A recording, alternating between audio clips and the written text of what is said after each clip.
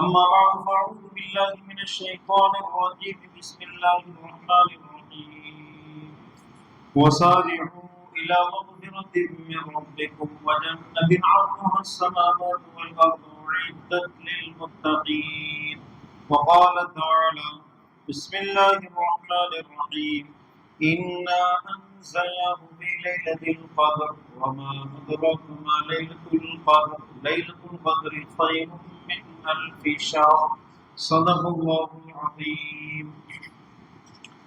قابل احترام دوستوں اور عزیز ساتھیو، ہم تمام جانتے ہیں کہ رمضان مبارک کا آخری عشرہ شروع ہونے جا رہا ہے۔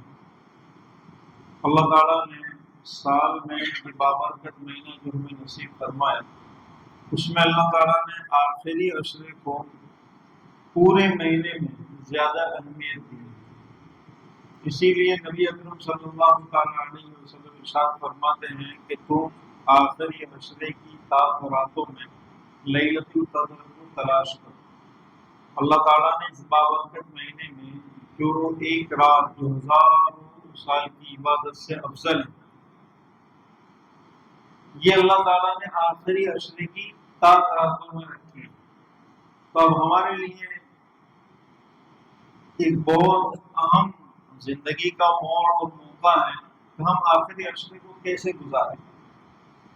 ایک طرف جہاں ہمارے اوپر دنیاوی ذمہ داریاں بڑھ جاتی ہیں، گھروں کے کام کاج بڑھ جاتے ہیں اور مشغولیاں بڑھ جاتی ہیں، دوسری طرف اس کی ایک ایک گھڑی اس بابرکت مہینے کی قدر و قیمت والی ہوتی ہے۔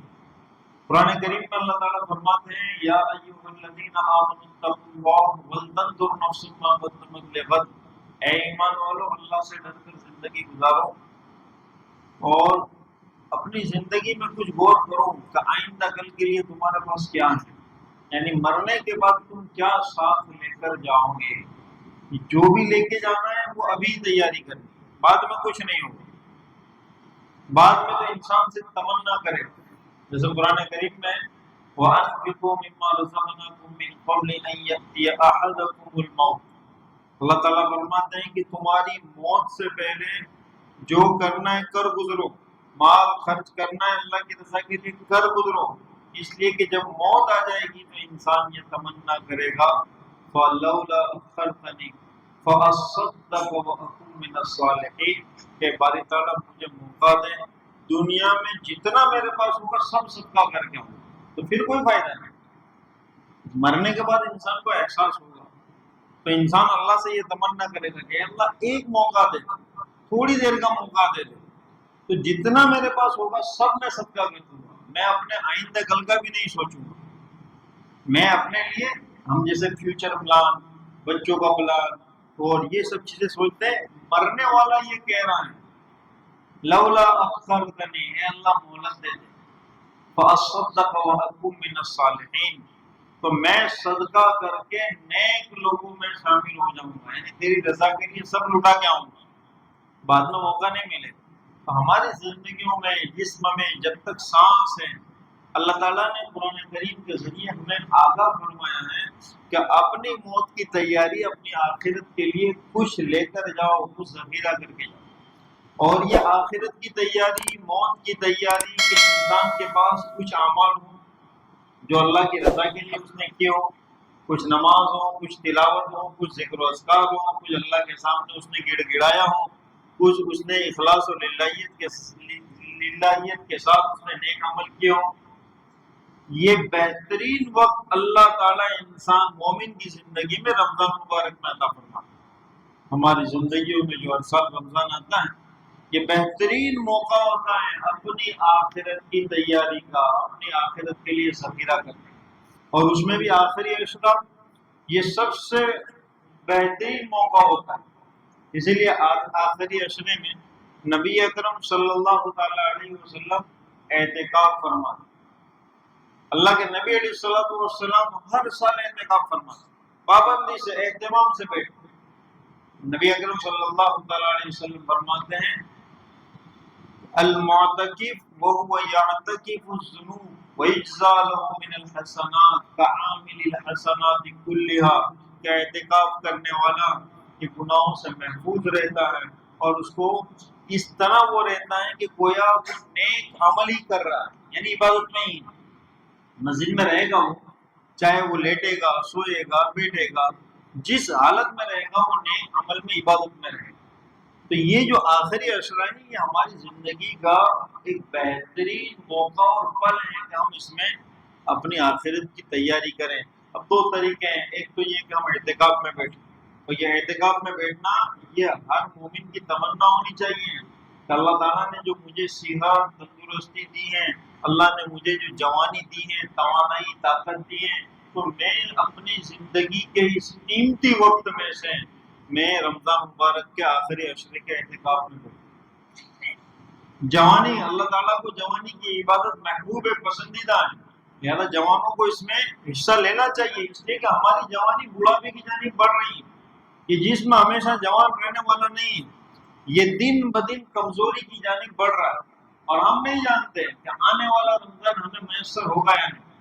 تو جن لوگوں کے پاس وقت ہے اپنے وقت کو آگے پیچھے کرتے ہیں کہ ان عبادتوں میں حصہ لینا چاہیے۔ دوسرا طریقہ یہ ہے اپنے آخرت کے ذخیرے کا کہ ہم آخری عشرے کو وصول کرنے کے لیے ہم کیسے گزاریں، ہم پلان بنائیں، تیاری کریں۔ اگر آپ تیاری نہیں کریں گے تو آپ پر مشغولیاں، دنیاوی زندگی کی مشغولیاں اتنی آئے گی کہ پہلے روزے میں جتنا بھی عبادت کرتے تھے اس سے بھی کم آ جائے گا۔ ہمارا وقت بازاروں میں لگے گا، ہمارا وقت گھروں میں لگے گا، ہمارا وقت ادھر ادھر لگے گا۔ ہم نے جتنا ابھی تو قرآن کریم کی تلاوت کی، اب ہماری تلاوت کا اہتمام بڑھ جانا چاہیے۔ حدیث پاک میں نبی اکرم صلی اللہ علیہ وسلم آخری عشرے میں اپنی کمر کو باندھ لیتے تھے۔ کیا مطلب؟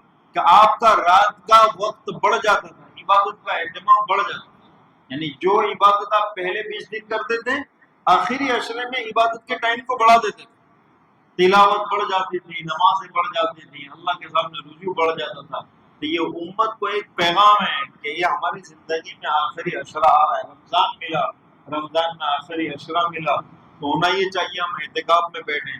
اگر ہم اعتکاف میں نہیں بیٹھ سکتے، جو لوگ اعتکاف میں نہیں بیٹھ سکتے وہ کم سے کم اپنی زندگی کا ایسا اہتمام تو کریں کہ ابھی جو 10 دن بچے ہیں میں اپنی تلاوت میں زیادہ وقت دوں گا، میں اپنا وقت مسجد میں زیادہ گزاروں گا، میں اب اہتمام کے ساتھ باجماعت نماز پڑھوں گا، میں رات میں اٹھ کر سحری سے پہلے کچھ دیر جلدی اٹھ کر تہجد کا اہتمام کروں گا، میں اللہ تعالیٰ سے دعاؤں کا اہتمام کروں گا۔ اس بابرکت مہینے کی گھڑیاں بڑی قدر و قیمت والی، صبح کا وقت، شام کا وقت، افطار کا وقت، کہ دعاؤں کی قبولیت کا وقت ہے۔ لیکن ہوتا یہ ہے کہ عام طور پر آخری عشرے کا جو وقت ہے ہمارا افطار پارٹیوں میں، ادھر ادھر دعوتوں میں، بازاروں میں، خریدوں میں یہ نکل جاتا ہے، اور اتنی تیزی کے ساتھ یہ وقت جاتا ہے ہمیں پتہ بھی نہیں چلتا، اور یہ بابرکت مہینہ ہمارے درمیان سے رخصت ہو جاتا ہے۔ تو آخری عشرے کو کیسے گزارنا ہے؟ اپنی عبادتوں کے اہتمام کو بڑھا دینا۔ قرآن کریم میں اللہ تعالیٰ فرماتے ہیں وَسَارِعُوا إِلَىٰ مَغْفِرَةٍ مِّن رَّبِّكُمْ، اے لوگوں اپنے پروردگار کی مغفرت کی جانب آگے بڑھو، تیزی سے بڑھو، سبقت کرو، دوڑو۔ یہ دوڑنے کا مطلب کیا ہے؟ تائیں چاہیں تمہاری طبیعتوں کے اوپر بوجھ آئیں، کچھ زیادہ کرو، اور یہ موقع ہے۔ وَجَنَّةٍ عَرْضُهَا السَّمَاوَاتُ وَالْأَرْضُ، اس نے آپ کے لیے ایسی جنت تیار کی ہے جو آسمان اور زمین سے کہیں زیادہ بڑی ہے۔ جس آسمان کے نیچے زمین پر تم مال و دولت کو اور دنیا کو اکٹھا کرنے کے لیے مشغول ہو، اس نے تمہارے لیے اس سے بڑی جنت تیار کر رکھی۔ کس کے لیے؟ اعدت للمتقین، پرہیزگاروں کے، جنہوں نے روزے رکھے اور پھر ان کے اندر وہ صفات آئیں، اللہ کا خوف، اللہ کا ڈر، پرہیزگاری آئی، جن کے دلوں کے اندر خوف خدا آیا۔ اللہ تعالیٰ فرماتے ہیں اے میرے بندوں میں نے تمہارے لیے جنت تیار کر رکھی۔ پھر اللہ تعالیٰ خود بیان فرماتے ہیں کہ میرے یہ بندے جو دنیا میں زندگی گزارتے ہیں وہ کیسے گزارتے ہیں؟ الذین ينفقون فی السراء والضراء، کہ جو خوشحالی میں، تنگی میں اپنے ہاتھ کو وسیع رکھتے ہیں، یعنی اللہ کی مخلوق پر، اللہ کے بندے اور بندیوں پر خرچ کرتے ہیں۔ یہ جنتی لوگوں کے اوصاف ہیں کہ ان کے اندر مال کا بخل نہیں ہے، ان کے اندر سخاوت ہے، اور سخی انسان اللہ کے بھی قریب ہیں، جنت کے بھی قریب ہیں۔ اللہ تعالیٰ نے اس کی محبت لوگوں کے دلوں میں ڈالی، مخلوق کے بھی قریب ہیں، لہذا اللہ فرماتے ہیں کہ یہ جن کے لیے میں نے جنت تیار کی ہے، اور جو لوگ جنت میں داخل ہوں گے وہ دنیا میں زندگی کیسے گزاریں گے کہ خوشحالی میں اور تنگی میں وہ مال کو خرچ کرنے کے عادی ہوں گے، والکاظمین الغیظ، غصے کو پینے والے ہوں گے، والعافین عن الناس، اپنے بھائیوں کو آپس میں رحم دل ہوں گے، ایک دوسرے کو درگزر کرنے والے ہوں گے۔ میرے دوستو، یہ رمضان مبارک کا آخری عشرہ چل رہا ہے، اس مہینے میں اللہ تعالی ہمارے لیے عملی مشق کراتے ہیں، ہمارے دل نرم ہو جاتے ہیں، ہم غصے پہ کنٹرول کرتے ہیں، ہمارے اوپر ہماری طبیعتوں پر عبادتوں کا غلبہ رہتا ہے، ہمارے اندر خوف خدا رہتا ہے۔ یہ ایک طرح سے عملی مشق ہوتی ہے کہ سال کے 11 مہینے بعد والے بھی اسی طرح گزریں۔ تو یہ آخری عشرے میں اپنے اندر یہ تبدیلی لانی ہے۔ اگر کوئی باطنی بیماریاں تھی کہ بھئی میرا اپنا غصے پہ کنٹرول نہیں رہتا، تو انسان سوچے کہ میں اللہ سے جنت مانگ رہا ہوں، اور اللہ تعالیٰ فرماتے ہیں کہ جنت میں جانے والے دنیا میں ایسے زندگی گزاریں گے، والکاظمین الغیظ، غصے کو پینے والے، درگزر کرنے والے۔ تو میں اپنی اس برائی کو دور کروں، آج سے میں غصہ برداشت کروں گا، میں درگزر کروں گا، والعافین عن الناس، لوگوں کو معاف کرنے والے۔ ہم انسان ہیں، ہمارے اندر انتقامی جذبے ابھرتے ہیں، ہمارے اندر جب بھی ہمارے مزاج کے خلاف یا ہم اپنے خلاف کوئی بات سنتے ہیں یا کوئی اس طرح کا کام ہمارے خلاف سنتے ہیں، فوراً ہمارے اندر انتقام اور بدلے کے جذبات رونما ہو جاتے ہیں۔ اللہ تعالیٰ فرماتے ہیں کہ جنتی لوگوں کی دنیا زندگی ایسے نہیں ہوگی، وہ تو کیا کریں گے، بڑا دل کر کے اللہ کے لیے معاف کرتے ہوئے زندگیاں گزاریں۔ تو یہ ہمیں پیغام ہے کہ ہم اپنے اندر یہ تبدیلیاں لائیں۔ آپ سے غلطیاں ہوگی، آپ ایک دو مرتبہ آپ کسی کو درگزر نہیں کریں گے، لیکن غلطی کرنے کے بعد آپ کو احساس ہوگا کہ میں نے غلط کیا، اپنے بھائی کے ساتھ، اپنے رشتہ دار کے ساتھ، اپنے پڑوس کے ساتھ، اپنے دوست احباب کے ساتھ، نہیں مجھے اللہ نے بہت کچھ دیا ہے، مجھے معاف کر دینا چاہیے۔ اب اپنے مزاج کو بدلو، لوگوں کو معاف کرو، درگزر کرو، جن سے آپ ناراض ہیں خوش ہو جاؤ۔ یہ بابرکت مہینہ عملی ایمان کی صفات پیدا کرنے کا ہے۔ اپنے دلوں کو صاف کر دو اللہ کی مخلوق کے بارے میں، کینہ، کپٹ، بغض، حسد، سب سے پاک صاف کر لو۔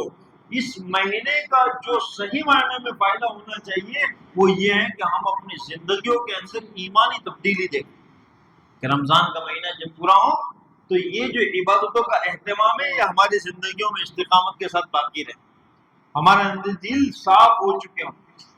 یہ ایک طرح سے ایمان کو بنانے کا مہینہ ہے۔ تو آخری عشرے کو کیسے وصول کرنا ہے؟ اپنے رات کے ٹائم ٹیبل میں سے کچھ وقت عبادت کے لیے نکالو، تلاوت کا اہتمام کرو، تہجد کا اہتمام کرو، اپنی پچھلی نمازیں جو قضا ہوئی ہیں، جو چھوٹ چکی ہیں، بالغ ہونے کے بعد سے اس کو قضا کا اہتمام کرو، اللہ کی رضا کے لیے مال کو خرچ کرو۔ حدیث پاک میں کہ رمضان المبارک کا مہینہ شروع ہوتا تو نبی اکرم صلی اللہ تعالی علیہ وسلم کی جود و سخا بڑھ جاتی، یعنی آپ سخی تو تھے، کائنات میں آپ سے بڑھ کر کوئی سخی پیدا نہیں ہوا، لیکن اس بابرکت مہینے میں آپ کی سخاوت کا معیار بڑھ جاتا تھا، زیادہ سے زیادہ آپ خرچ کرتے تھے۔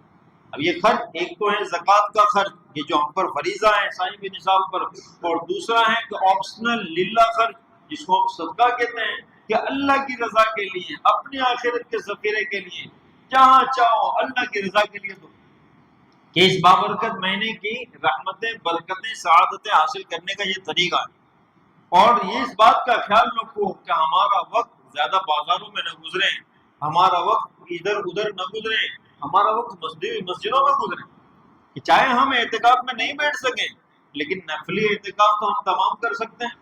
جب بھی ہم مسجد میں داخل ہوں اعتکاف کی نیت کریں، نویت سنت الاعتکاف، صرف اتنا بولنا ہے۔ اگر آپ بول نہیں سکتے ہیں آپ دل میں ارادہ کریں، اے اللہ میں اعتکاف میں، جب تک آپ مسجد میں رہیں گے آپ اعتکاف میں رہیں گے۔ تو آخری عشرے میں مسجدوں میں اپنا وقت زیادہ دو، معتکفین کے پاس بیٹھو، یہاں بیٹھ کر عبادتیں کرو، اپنے گھروں کے اندر اپنے بچوں کو، اپنی مستورات کو سامنے یہ مذاکرہ کرو۔ ہمارے یہاں یہ ہوتا ہے کہ پہلے رمضان سے ہم قرآن پاک کی تلاوت کرتے ہیں، تاک راتیں شروع ہوتی ہیں ہم اپنے قرآن کریم کو مکمل کر لیں، بس میں نے ایک پورا کیا، میں نے دو پورا کیا، نہیں، بلکہ یہ طاق رات شروع ہو تو اہتمام بڑھ جائے کہ جتنا میں نے پہلے پڑھا ہے اس سے زیادہ میں پڑھوں.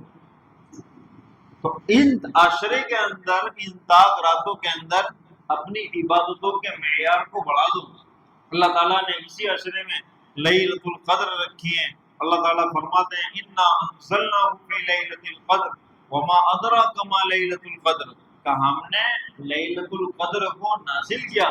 تم جانتے ہو لیلۃ القدر کیا ہے؟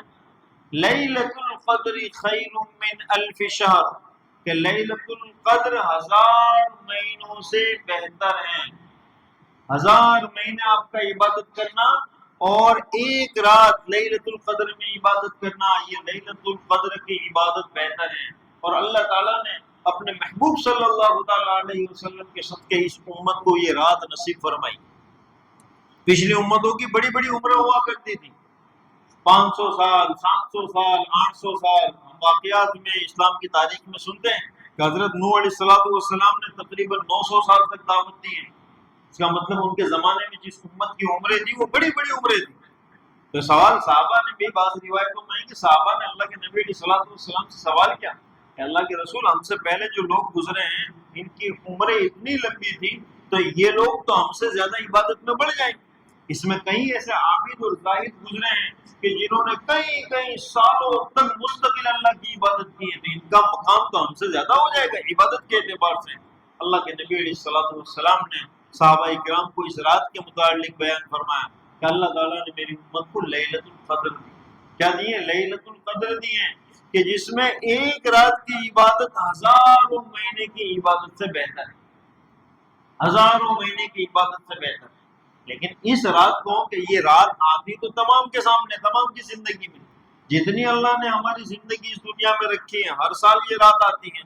لیکن اس رات کو پانے کے لیے ہمارے اندر طلب ہونی چاہیے کہ ہم کچھ کوشش کریں کہ کاش کہ یہ رات ہو اور اس میں عبادت کرتا ہوا اللہ تعالیٰ مجھے عبادت کا موقع دے. اب اللہ تعالیٰ نے یہ رات کب ہے اس کو راز رکھا ہے. اللہ تعالیٰ نے اس کو راز رکھا ہے، اس کو کسی کے سامنے واضح نہیں کیا کہ یہ رات فکس کس دن آتی. اللہ تعالیٰ نے اس کو راز رکھا ہے. نبی اکرم صلی اللہ تعالیٰ علیہ وسلم فرماتے ہیں کہ تم لیلۃ القدر کو رمضان کے آخری عشرے کی طاق راتوں میں تلاش کرو. 21، 23، 25، 27، 29 ان راتوں میں تلاش کرو. تلاش کرنے کا مطلب کیا ہے؟ یہ جو ہمارے یہاں سوشل میڈیا پر میسج چلتے ہیں وہ نہیں ہے کہ ایک دوسرے کو میسج کرو کہ آج آسمان بہت روشن ہے، فلاں بزرگ نے یہ کہا کہ آج لیلۃ القدر ہے، آج تارے بہت روشن نظر آ رہے ہیں، آج ٹھنڈی ہوائیں چل رہی ہیں. یہ مطلب نہیں ہے تلاش کرنے کا. تلاش کرنے کا مطلب یہ ہے کہ غروب آفتاب کے بعد سے جو رات شروع ہو جاتی ہے اس میں عبادتوں کا اہتمام. اللہ تعالیٰ نے جس چیز کو راز رکھا ہے اس کو راز ہی رہنے دو. تم کو جو حکم دیا ہے کہ لیلۃ القدر میں عبادت کرو، اور ہمیں بتا دیا گیا کہ لیلۃ القدر طاق راتوں میں آتی ہے، لہذا تمام طاق راتوں میں ہم عبادت کریں. 2 طریقے، معتکف بن کر عبادت کریں، یا ہم اعتکاف نہیں کر سکے تو ہم اہتمام کریں طاق راتوں میں عبادت کریں. صرف جاگنے کا نہیں، اسلام میں کوئی جاگرن نہیں ہے، صرف جاگنا عبادت نہیں. آپ جو عبادتیں کر سکتے ہیں وہ اللہ کی رضا کے لیے کرو، باقی پھر آپ سو جاؤ فجر کی نیت کے ساتھ. جتنا کر سکتے ہیں کرو. تو رات شروع ہوتی ہے مغرب سے، غروب سے، تو مغرب کے بعد عوامل کا اہتمام کرو، کچھ تلاوت کر لیا کرو، نماز با جماعت پڑھا کرو، صدقات کر دیا کرو، اللہ کی رضا کے لیے کچھ خرچ کر دیا کرو، قرآن کریم کی تلاوت کرا کرو، دعائیں کرو، ذکر و اذکار کرو. یہ ساری چیزیں اپنے اہل و عیال سے ملو، لوگوں کے بارے میں اپنے دل کو صاف کر دو، کینہ کپٹ سے خالی کر دو، محبت کے پیغام کو بانٹو، زبانوں پہ مٹھاس لاؤ، درگزر کرو. جتنا ہم نے پیچھے غلط کیا ہے کہ ہماری زبانوں سے جن کو تکلیف پہنچی ہے، ہم نے کسی کے بارے میں برا بھلا بولا ہے، اب موقع ہے. جب تک موت نہیں آئے گی آپ کو پلٹنے کا، معافی مانگنے کا موقع ہے. تو یہ ہمارے لیے اپرچونٹیز ہیں، یہ راتیں ہیں. تو لیلۃ القدر کو تلاش کرنے کا مطلب ہے کہ آپ اس میں کچھ عبادتیں کرو. اب کوئی خاص عبادت تو نبی اکرم صلی اللہ تعالیٰ علیہ وسلم سے منقول نہیں ہے. آج کل سوشل میڈیا کا دور ہے، ہر سال کچھ نہ کچھ میسج، پوسٹ، ویڈیو چلتے رہتے ہیں کہ اتنے رکعتیں پڑھو، پہلی رکعت میں یہ پڑھو، دوسری، ایسا کچھ بھی اللہ کے نبی صلی اللہ علیہ وسلم سے ثابت نہیں. یہ آپشنل ہے، ہم کو اختیار دیا گیا ہے، آپ جو چاہیں عبادتیں کرو، نوافل کرو، قرآن کی تلاوت کرو، ذکر و اذکار کرو، صدقات کرو، جو چاہیں کرو، آپ کو اختیار دیا گیا ہے۔ ہاں ایک روایت میں ملتا ہے، ام المؤمنین حضرت عائشہ صدیقہ رضی اللہ تعالیٰ عنہ بیان فرماتی ہیں کہ اللہ کے نبی علیہ الصلوۃ والسلام نے یہ دعا سکھلائی، اللہم انک عفو کریم تحب العفو فاعف عنی، اے اللہ آپ درگزر کرنے والے ہیں، نہایت ہی مہربان ہیں، درگزر کرنے والے ہیں، اور معافی کو آپ پسند کرتے ہیں، معافی کو آپ پسند کرتے ہیں، فاعف عنی، اے اللہ مجھے بھی معاف کر۔ اس دعا کا اہتمام کرو، اپنے زبانوں میں اللہ سے یہ دعائیں مانگو۔ لہذا طاق راتیں جو ہیں کہ ہماری یہ طاق راتیں بازاروں کی نظر نہ ہو جائیں، ہماری یہ طاق راتیں ضائع نہ ہو جائیں، ہمارے یہاں طاق راتوں کو لے کر اجتماعی عبادتوں کی شکلیں بنی ہوئی ہیں۔ دیکھو اجتماعی عبادت نہیں ہے، عبادت انفرادی ہے۔ طاق راتوں میں عبادت کون سی ہے؟ انفرادی ہے۔ آپ اکیلے تنہا جتنا کر سکتے ہیں کرو، اجتماعی شکلوں میں عبادتیں نہیں ہیں کہ سب مل کر ایک ساتھ دعائیں کریں، سب مل کر ایک ساتھ عبادت کریں، یعنی اجتماعی شکل میں تو بھائی ایک بیان رکھ دیا جائے 1 بجے سے شروع ہو 2:30 بجے تک، کبھی کبھار ہو گیا الگ بات ہے، یا اتفاقی طور پر ہو گیا الگ بات ہے، لیکن اس کو رواج بنا لینا ایسا صحابہ کرام سے ثابت نہیں۔ انفرادی آپشنل ہے، جو چاہیں انفرادی جتنی عبادت چاہیں کریں، صلاۃ التسبیح کا اہتمام کریں، جو کرنا چاہے کریں۔ بس یہ ہے کہ ہمارے لیے یہ ایک گولڈن چانس ہے کہ اللہ نے ہمیں یہ بابرکت مہینہ عطا فرمایا، اس میں آخری عشرہ عطا فرمایا، اور ہمیں ہمارے نبی کے ذریعے کی اطلاع دی گئی کہ آخری عشرے کی طاق راتوں میں لیلۃ القدر کو تلاش کرو، تو ہر طاق رات میں ہم مختلف عبادتیں کریں، مالی عبادت بھی کریں، جانی عبادت بھی کریں، اپنے گناہوں کی اللہ سے تلافی بھی کریں، کہ یہ مہینہ مغفرت کا، اللہ سے معافی کا مہینہ ہے، جہنم سے خلاصی مانگنے کا مہینہ ہے، اللہ سے جنت مانگنے کا مہینہ ہے، اپنی زندگیوں کو اندر تبدیلی لانے کا مہینہ ہے۔ اللہ سے مانگیں کہ اللہ میں تو محتاج ہوں، کمزور ہوں، میرے بس میں کچھ بھی نہیں ہے، بڑے بول سے تکبر سے میری حفاظت فرما، اے اللہ نیک عمل کی مجھے ہدایت عطا فرما، نمازوں کی، تلاوت کی، ذکر و اذکار کی، تیری توفیق کے بغیر میں کچھ بھی نہیں۔ تو یہی مہینہ ہے کہ اللہ سے مانگیں، یا عبادی الذین اسرفوا علی انفسہم لا تقنطوا من رحمت اللہ۔ بہت سے وہ لوگ کہ جو کسی وجہ سے یا غفلت کی وجہ سے جن سے روزے چھوٹ گئے، اب وہ مایوس ہو جاتے ہیں کہ میں نے تو اس مہینے میں روزے ہی نہیں رکھے، تو میں کیا عبادت کروں، میں نے تو اس مہینے میں ایک بھی قرآن نہیں پڑھا، میں کیا عبادت کروں، میری تو بہت سی نمازیں بھی چھوٹی، میں کیا عبادت کروں۔ یاد رکھو جب تک آپ کے جسم میں جان ہے، آپ کے اندر زندگی ہے، آپ کے لیے اللہ کی رحمت کے دروازے کھلے ہوئے ہیں۔ اب ہاتھ اٹھاؤ، اللہ سے مانگو۔ دنیا کے بڑے سے بڑے مجرمین کو اللہ نے معاف فرما دیا، کتنے بھی بڑے گناہ، لیکن معافی سچے دل سے ہونی چاہیے، یہ عزم و ارادہ ہونا چاہیے کہ اللہ جو غلطیاں ہوئی اب میں نہیں کروں گا، اب میں اہتمام کروں گا نمازوں کا، روزوں کا، ذکر و اذکار کا۔ تو جب تک ہمارے جسم میں ایک سانس چل رہی ہے، اللہ نے ابھی بھی موقع رکھا ہے کہ اللہ کے سامنے رجوع ہو جاؤ۔ ادعونی استجب لکم، اللہ تعالیٰ عام اعلان فرمانے ہیں، اے میرے بندوں مجھ سے مانگو، میں تمہاری پکار کو سنتا ہوں، اور اللہ تعالیٰ کو مانگنے والے بڑے پسندیدہ ہیں۔ لہذا مایوس نہ ہو، یا عبادی الذین اسرفوا علی انفسہم لا تقنطوا من رحمت اللہ، اے میرے وہ بندو جنہوں نے گناہ کر کے اپنی جانوں پر ظلم کیا، لا تقنطوا من رحمت اللہ، اللہ کی امید سے مایوس نہ ہو، اللہ کی رحمت کی امید سے مایوس نہ ہو، تم بھی مانگو، اللہ تعالیٰ تمہیں بھی معاف فرمائیں۔ یہ نہ سوچو، اپنے دلوں کو چھوٹا نہ کرو کہ ہم تو جیسی عبادت کرنی چاہیں نہیں کر سکے، ہم سے روزے نہیں ہو پائے، ہم سے تلاوت نہیں ہو پائی، ہم سے عبادتیں نہیں ہو پائی، تو ہم کیا منہ لے کر اللہ سے مانگے۔ نہیں، یہی تو ایک دربار ہے کہ یہاں ہمیں ہر وقت مانگنا ہے۔ موت سے پہلے پوری زندگی غفلت میں گزری، موت سے پہلے توبہ کی، اور اللہ تعالیٰ نے اس توبہ کو قبول کیا، تو اعتبار جو ہوتا ہے وہ خاتمے کا ہوتا ہے۔ العبرۃ بالخواتیم، خاتمے کا اعتبار ہوتا ہے۔ اللہ تعالیٰ کو کسی کی زندگی کا ایک عمل پسند آ گیا، اس کی پوری زندگی چاہے کیسی بھی گزری ہو، اللہ تعالیٰ اسے معاف فرما دے۔ ہم نے بخاری شریف میں کئی روایتیں کہ وہ زانیہ، بد کردار عورت کہ جو منہ کالا کرواتی تھی، اس کے بعد غلط کام کرواتی تھی، لیکن اس کا ایک مونگے جانور کو، پیاسے جانور کو پانی پلا دینا اللہ کو پسند آیا، اللہ نے اس کو درگزر کر دیا۔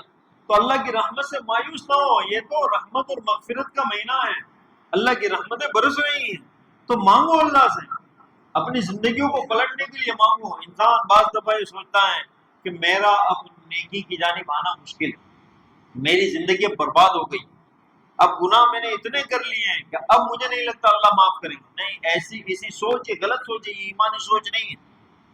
اللہ تعالیٰ کی رحمت اللہ کے غضب پہ غالب ہے، آپ مانگیں، اللہ کے خزانے میں کوئی کمی نہیں ہے، لہذا اللہ تعالیٰ نے ہمیں یہ بابرکت مہینہ دیا اور اس کے آخری عشرے میں لیلۃ القدر دی ہے، لہذا اس آخری عشرے کو عبادتوں کے ذریعے اللہ کی بارگاہ میں رجوع کر کے ہم اس کو وصول کریں۔ اللہ تعالیٰ ہم تمام کو لیلۃ القدر نصیب فرمائیں۔